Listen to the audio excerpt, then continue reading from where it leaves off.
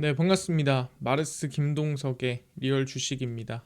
오늘 마르스 김동석의 리얼 주식은 트럼프가 사는 반도체 이 기업은 투자하세요. 세계 1위 됩니다.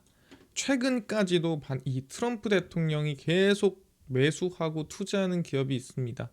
과연 어디에 집중하고 있는지 오늘 꼭 알아가시면 좋을 것 같다 생각이 들고요. 아마 이 트럼프 대통령이 2026년을 준비하고 있는 것 같습니다. 그리고 최근에 이 댓글로 제가 한 줄이라도 써주시면 큰 힘이 됩니다 라고 했는데 많은 분들이 댓글을 써주시는 것 같아요. 너무너무 감사드리고요. 앞으로도 많은 관심 부탁드리고 한 줄이라도 적어주시면 영상으로 보답해 드리겠습니다. 그리고 이제 제가 감사한 마음에 좀 이슈가 되는 로봇이나 자율주행, 저희 시장 전망 관련주 자료집들 무료로 나눠드리고 있습니다. 이 자료집 받고 싶다 하시면 영상 끝까지 꼭 시청해 주시고 오늘 영상 시작하겠습니다.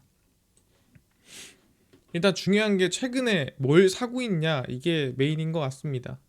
최근에 이 엑스라이트라는 기업을 정부에서 투자를 했어요.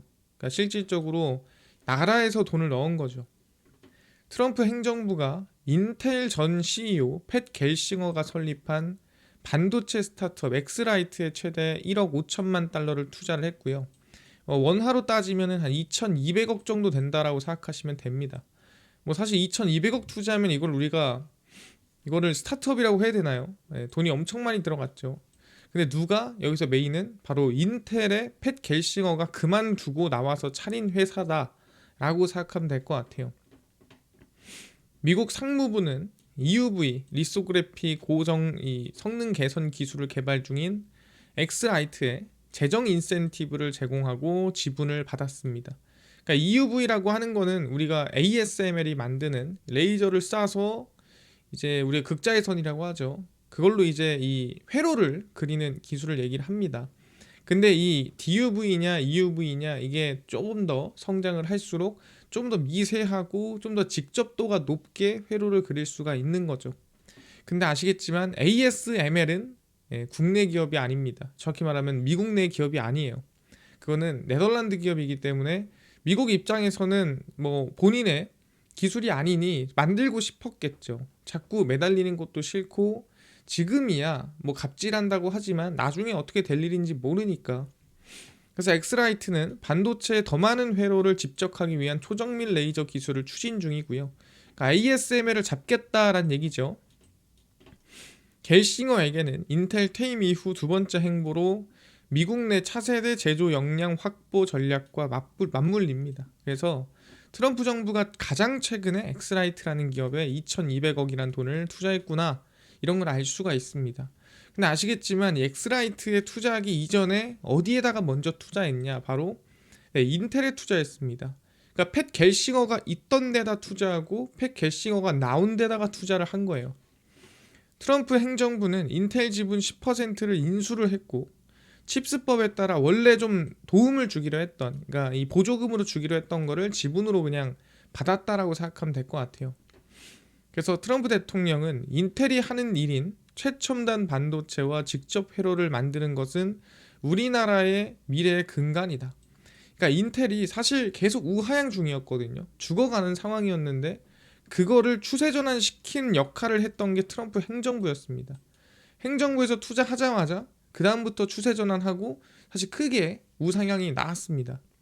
그래서 인텔은 최대 11조의 직접 자금 지원을 포함하고 약 15조 규모의 보조금을 받을 계획이다라고 얘기가 됐고요. 사실 그냥 나라에서 키워주는 기업입니다.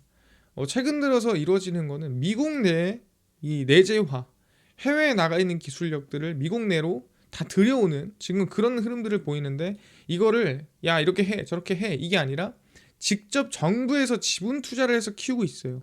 상당히 적극적인 거거든요. 인텔의 지분을 확보함으로써 미국 정부는 핵심 반도체 자체 생산을 위한 거점을 확보한 거다라고 하는 거죠. 아니 근데 인텔의 어떤 기술력을 얘기하는 거야 라고 물어볼 수 있는데 최근에 인텔이 집중하고 있는 기술은 바로 패키징이에요.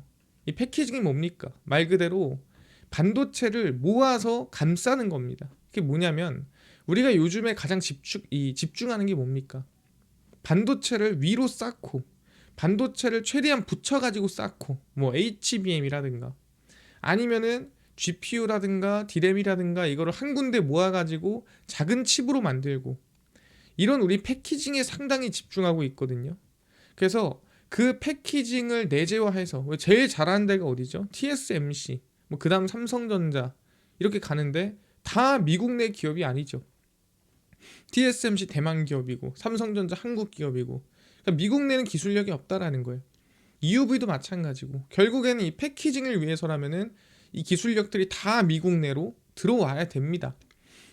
그래서 인텔이 2026년 하반기를 기점으로 첨단 패키징 기술인 EMIB 이거는 밑에다가 정리를 해드릴 거기 때문에 따로 설명 안 하고요.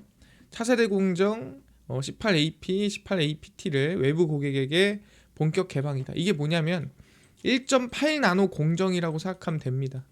우리가 반도체 공정이라고 한다면 보통 뭐 7나노, 5나노 이런 식으로 내려오잖아요. 쭉 내려오는데 거기에 이제 훨씬 더 세밀한 1.8나노 공정이 이거다라고 생각하시면 될 것 같습니다. 그럼 EMIB는 뭐냐? 여러 개의 칩을 하나의 패키지 안에서 초고속으로 연결해주는 인텔의 대표적인 첨단 패키징 기술이에요. 그러니까 안에 뭐 HBM, GPU 뭐 이거 저거 있잖아요. 그걸 하나로 만든 다음에 서로 병목 없이 연결 빠르게 시켜주는 역할을 하는 게 EMIB입니다. 요즘엔 이게 아시겠지만 대세 아니겠습니까? 그래서 구글이 2027년에는 TPU V9에 EMIB를 적용할 계획을 세우고 있고 메타도 AI 가습기 이제 이 MTIA, MIB 도입을 검토를 하고 있습니다. 그래서 구글도 그렇고 메타도 그렇고 인텔이 사실 행정부에 투자를 받았잖아요. 그럼 자 압박도 있을 거예요. 야 너네 인텔 거 써라. 너네 자꾸 딴 데 갈 거야? 딴 데 점유율 올려줄 거야? 야 미국 점유율 안 올려줄 거야? 제가 이런 압박도 저는 있을 거라 생각해요. 그래서 강제로라도 분명 인텔의 기술력을 끌어올리고 인텔의 이 점유율을 끌어올리는 분위기가 만들어질 가능성이 높을 거고 그러다 보니까 글로벌 AI 서버 고객들이 선택할 수 있는 공급업체가 TSMC, 삼성전자뿐만이 아니라 여기에 인텔까지 추가로 늘어나면서 3파전이 될 가능성이 높다.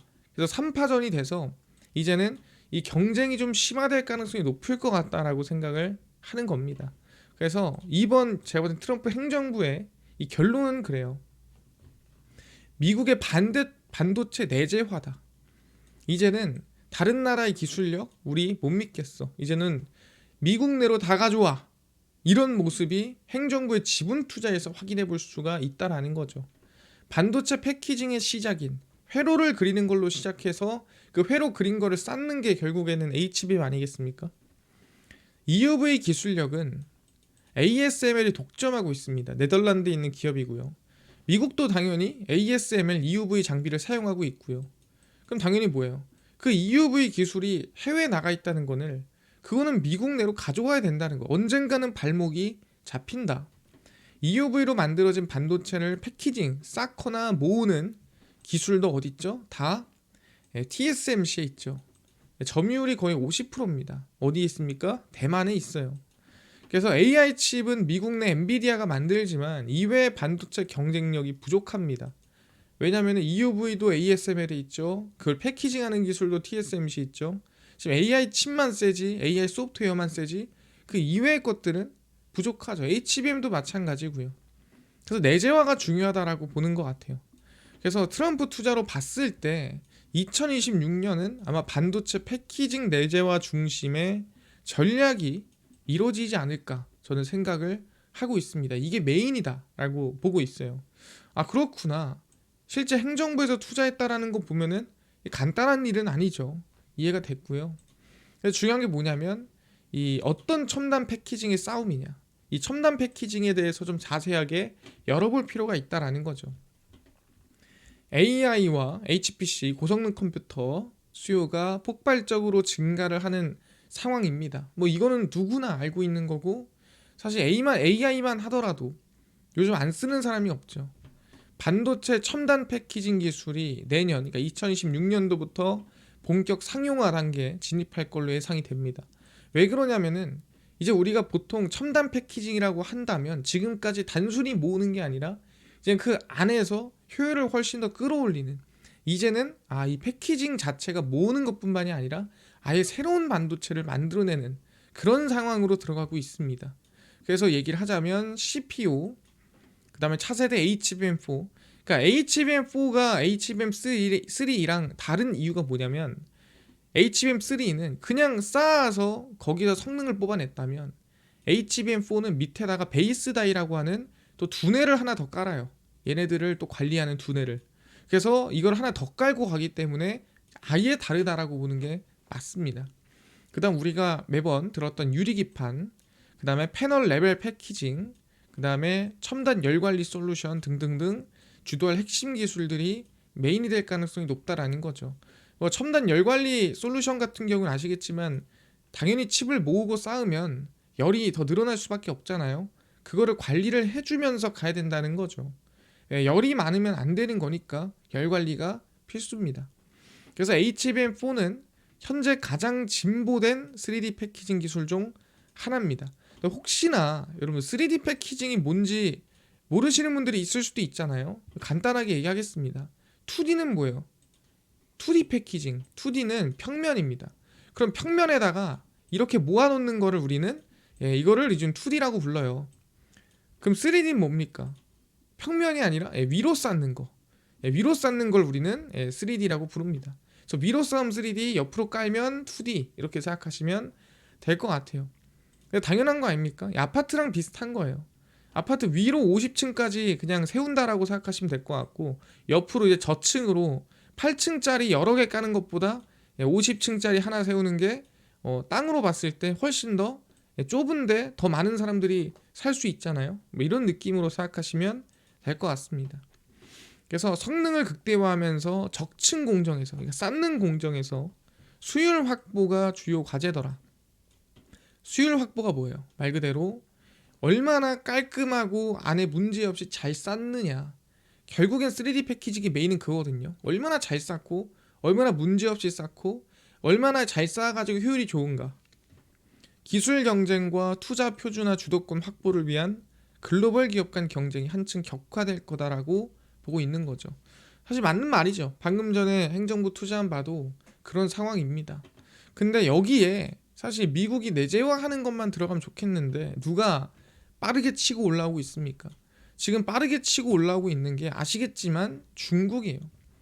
중국이 좀 격하게 좀 빠르게 치고 올라오고 있다라고 볼 수가 있습니다. 그래서 중국의 대표적인 메모리 업체 YMTC 이번에 신규 메모리의 적층 단수가 이번에 270단에 달해 삼성전자 수준에 근접을 했습니다. 그래서 중국이 지금 빠르게 올라오고 있구나. HBM도 벌써 3고 그 다음에 지금 이 낸드 플래시 같은 경우에도 삼성전자 수준으로 빠르게 치고 올라오고 있고. 근데 이럴 수 있는 이유가 뭐예요? 사실 미국은 행정부가 투자를 해주고 있으니까 성장한다고 하잖아요. 중국도 마찬가지예요. 중국은 투자가 아니라 거의 몰빵하고 있다라고 보는 게 맞아요. 돈을 그냥 쏟아 부어주고 있다. 그래서 중국 정부의 국산 반도체 사용 장려 정책을 등에 업은 YMTC는 기술력을 빠르게 끌어올리고 있고요. 낸드 플래시 판매 점유율이 사상 처음으로 글로벌 10%를 돌파했고 3분기에는 13%를 돌파했습니다.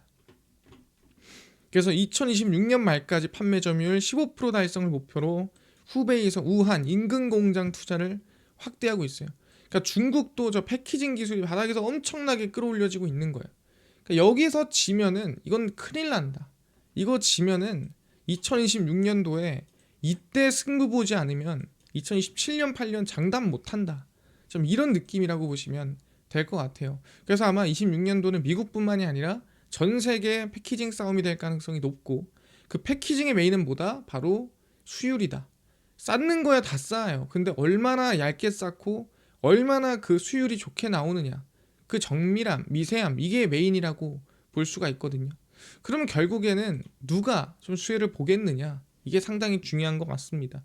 그래서 말씀을 드리면 국내에서는 삼성전자의 패키징 가동률 수혜 기업이 저는 가장 긍정적일 거라고 보고 있어요. 그러니까 가동률이 올라갈수록 이 패키징을 많이 할수록 거기에 대한 수혜를 보는 기업들이 메인이라는 거죠.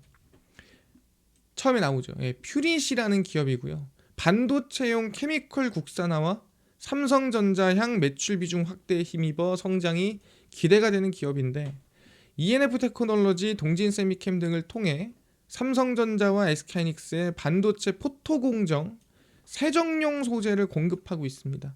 세정용 소재가 뭡니까? 말 그대로 닦는 거예요. 깨끗하게. 근데 왜 깨끗하게 닦아야 되죠? 좀 더 얇고 미세하고 좀 더 많이 쌌는데, 거기서 메인은 사실 거기 방해할 만한 물질들 다 없애는 겁니다. 그래서 깔끔하게 갈고 문제되는 거 다 닦고 이런 역할을 하는 소모품 매출들이 앞으로 꾸준히 늘어날 수밖에 없는 거예요. 왜? 양은 늘어나죠. 이 찍는 HBM 개수는 상승하는데 그만큼 집적도 늘어나고 그만큼 미세해야 되고, 그럼 소모품에 대한 사용량이 훨씬 더 크게 늘어날 수밖에 없습니다. 그래서 올해 삼성전자 향 반도체 신너 원재료인 EL 점유율이 10에서 약 3배 정도 늘었고요. 그래서 삼성전자 매출에 따라간다라고 볼 수가 있습니다. 그래서 퓨릿 제품이 원료로 사용되는 반도체 신너는 노광 공정 내 사용되는 소모품입니다. 그러니까 계속 써요. 그냥 많이 만들면 많이 쓰이는 거고, 그 다음에 미세할수록 더 많이 쓰일 수밖에 없는 겁니다. 전방 칩메이커의 가동률과 절대적으로 연동이 돼요. 그냥 많이 만들수록 쓰일 수밖에 없는 겁니다. 그래서 우리는 관심을 가져야 된다라고 얘기를 하는 거죠. 그래서 이제 퓨릿 실적 추이거든요.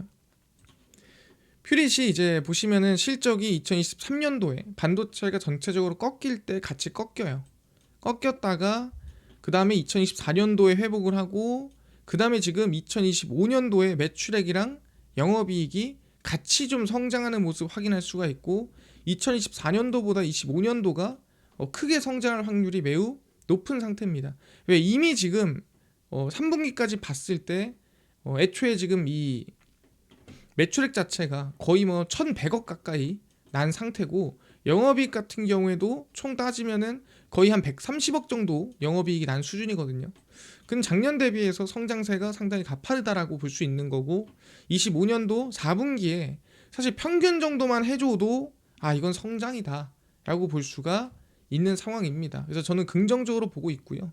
그래서 퓨릿 같은 경우에는 현재 주가로 보더라도 이제 막 바닥에서 추세 전환하고 있는 모습들이 있습니다. 그래서 저는 지금 구간에서 다시 한번 이제 이 10,000원 라인 때까지도 한번 기대해 볼 수 있는 구간이지 않나 생각을 하니까, 일단 퓨릿 한번 관심을 두고 있자 말씀을 드리겠습니다. 이해가 됐습니다. 지금 보니까 제가 봤을 땐 트럼프 대통령이 이 패키징에 좀 진심인 것 같아요. 투자하는 거 보니까. 특히 팩 갤싱어가 차린 이 기업에다가 투자했잖아요. 그래서 이번에 2026년도는 패키징 싸움이 될 가능성이 높다 생각하고요. 관련 기업들 관심 계속 두고 보도록 하겠습니다. 이해가 됐고요. 이뿐만 아니라 아까 AI 로봇, 자율주행, 시장 전망 관련주까지 총정리한 자료집을 아까 무료로 나눠준다고 했는데 혹시 어디서 받을 수 있나요? 또는 당일 급등이 예상되는 단타 종목을 매일 무료로 좀 나눠주시고, 장 시작 전에 급등이 예상되는 뉴스라든가 시황을 무료로 나눠주시고, 테마주라든가 매매법 강의를 무료로 나눠주세요 하시는 분들이 있어서 김동석 대표가 100% 무료로 나눠드리고 있습니다. 바로 김동석의 리얼 주식 연구소라는 저희가 100% 무료 어플에서 나눠드리고 있고요. 이 어플은 내가 아이폰을 씁니다. 앱스토어에서 무료로 설치 가능하고, 갤럭시를 씁니다. 구글 플레이, 플레이 스토어에서 무료로 설치가 가능합니다. 무료로 설치하고 나면은 전화번호 같은 거 적어야 되나요? 적을 필요가 전혀 없고요. 적을 데도 없고요. 받는다고 해서 쓸 데도 없어요. 개인정보 아무것도 안 받고 그냥 무료입니다. 그 대신에 저희가 어플에 중요한 글을 쓰잖아요. 그러면은 푸시 알람을 보내드려요. 그래서 푸시 알람에 대해서만 그냥 승인 허용해 주시면 될 것 같습니다. 그래서 앱스토어, 구글 플레이, 플레이 스토어 접속하신 다음에 뭐라 검색하냐? 김동석의 리얼 주식 연구소라 검색하시면 이렇게 어플이 화면에 뜨게 됩니다. 그래서 100% 무료로 설치 가능하니까요. 꼭꼭꼭 설치하셔라 말씀을 드립니다. 그래서 무료로 설치하고 나면은 이렇게 어플이 화면에 뜨게 되고요. 당일 리얼 추천주가 당일 급등 예상 종목을 무료로 저희가 알려드리고, 급비 분석이 장 시작 전 시황, 급비 자료가 테마주라든가 매매법 무료로 나눠드리고 있습니다. 아까 얘기했던 로봇, 자율주행, 저희 시장 전망 관련주 자료집 어디서 받을 수 있나요? 리얼 추천주 누르시고요. 들어가시면은 저희가 트럼프 정책 독점수의 리포트 해가지고 무료로 올려놨습니다. 그래서 이거 누르고 들어가시면은 맨 밑에 저희가 로봇, 자율주행, 그 다음에 AI 소프트웨어, 반도체, 테슬라 자료집 저희가 다 무료입니다. 다 다운로드 무료로 받을 수 있으니까 받아가시고 뿐만 아니라 저희 리얼 추천주에서는 12월 5일, 4일, 3일, 2일 추천주도 매일매일 무료로 나눠드리고 있고요. 급비 분석은 장 시작 전 시황입니다. 해외 증시부터 국내 이슈까지 장전에 저희가 매일 정리를 해드리고 그 다음에 급비 자료는 당일 있었던 이슈나 관련주 장마감하고 정리를 해드립니다. 그래서 김동석의 리얼 주식 연구소 저희가 100% 무료로 전부 다 나눠드리고 있으니까 종목 시황 테마주 다 얻어가시고 뿐만 아니라 저희 마르스 김동석의 리얼 주식 유튜브 여러분들의 사랑으로 커갑니다. 딴 거 안 바라고요. 저희 댓글 한 줄씩만 써주시면 제가 다 읽고 있으니까 꼭 부탁드리고 힘이 됩니다. 유튜브 구독 부탁드리면서 오늘 영상 여기서 마치고 다음번에 더 좋은 영상으로 찾아뵙도록 하겠습니다. 감사합니다.